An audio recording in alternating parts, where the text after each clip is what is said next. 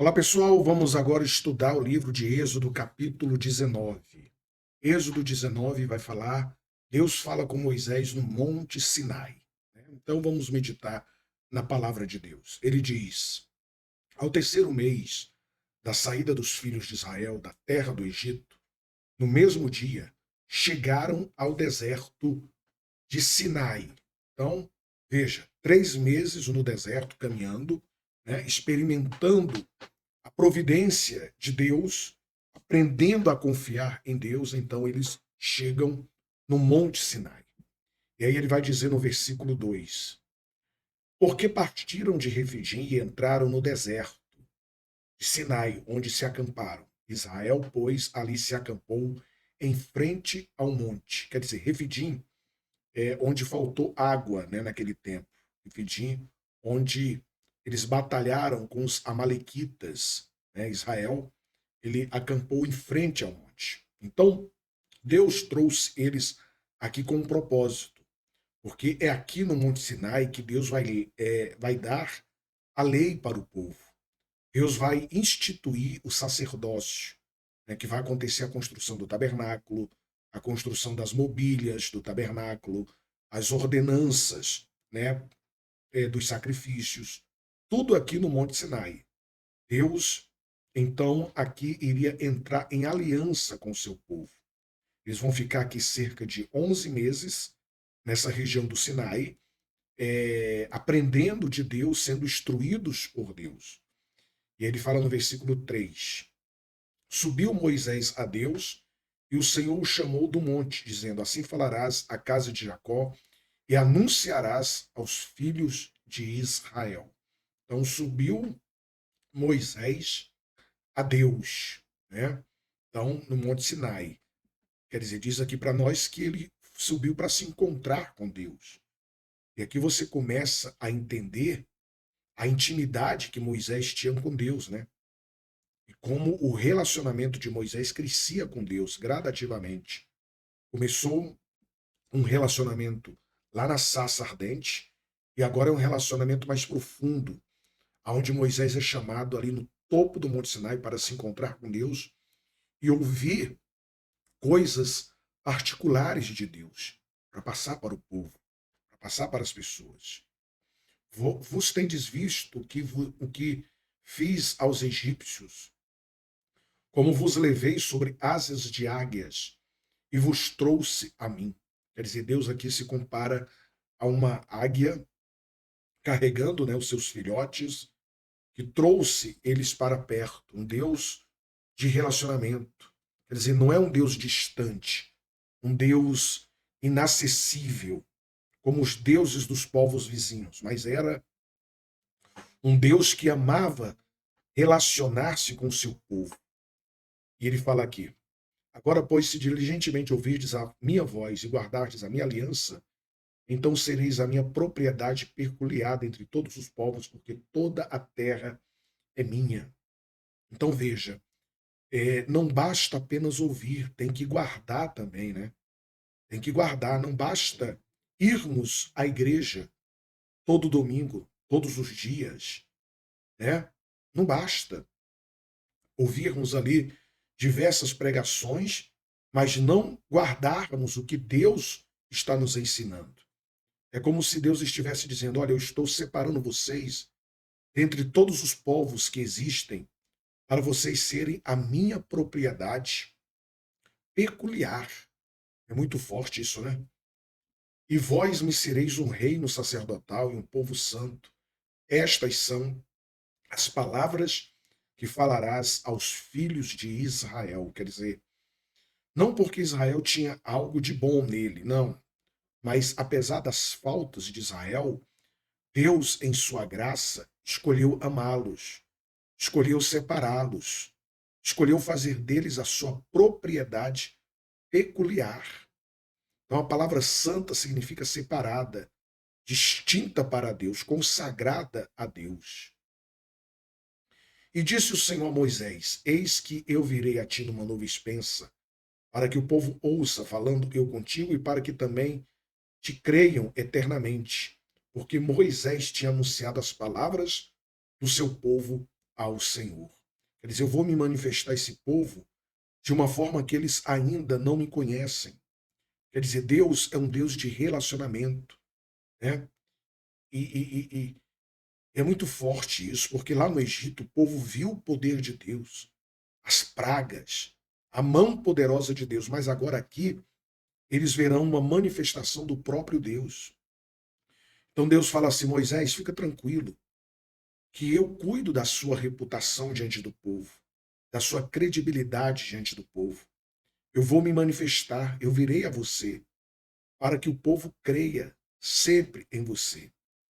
Então, alguém já disse que quando cuidamos da nossa piedade, Deus cuida da nossa reputação. A gente não precisa ficar provando muita coisa para as pessoas, não. Cuide apenas da sua vida com Deus. E Deus cuida da sua reputação diante das pessoas. Disse também o Senhor a Moisés: vai ao povo e santifica-o hoje e amanhã, e lavem eles as suas roupas. Quer dizer, em outras palavras, santifica o povo. Para experimentarmos uma manifestação poderosa de Deus, para experimentarmos algo novo de Deus, para vivermos experiências com Deus, milagres da parte dele, primeiro nós temos que nos consagrar a Deus. Tem que haver a santificação. Primeiro tem que haver a santificação. Depois Deus se manifesta e depois vem o milagre de Deus. Só que as pessoas elas querem inverter os papéis, né? Hoje a gente quer o milagre primeiro para depois se consagrar. A gente quer avivamento primeiro para depois obedecer, para depois se consagrar. Não é assim. Lembra lá em Atos, capítulo 2, no dia de Pentecostes, eles primeiro se consagraram.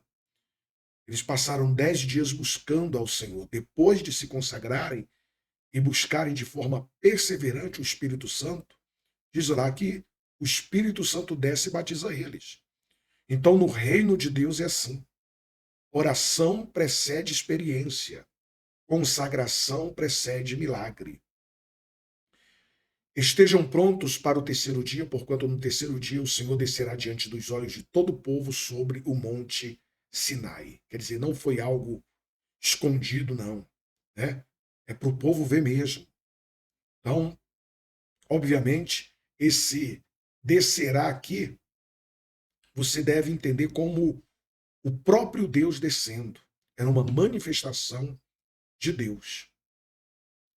E aconteceu que ao terceiro dia, ao amanhecer, houve trovões, relâmpagos sobre o monte, uma espessa nuvem e um sonido de trombeta muito forte, de maneira que estremeceu todo o povo que estava no arraial.